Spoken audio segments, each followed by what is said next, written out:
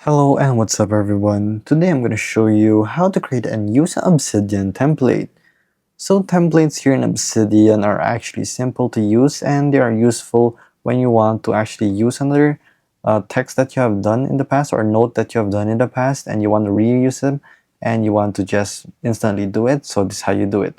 So first we're going to place our new folder right here. We're going to name it templates. From there, want to right click it, press a new note, and then let's just place new meeting perhaps. And then here, let's place a property. So let's just place random properties. And then from there, let's just place tags. Or did I even do it right? There, tags. So let's just say this is your template. So from there, you want to actually dictate in the settings that your templates is basically the templates folder right there. So once that's added, you can actually use the templates now. So here, you want to insert a template and now you have one. So you can do your new meeting. So I already just redone it. So here, new meeting, and now you have it again.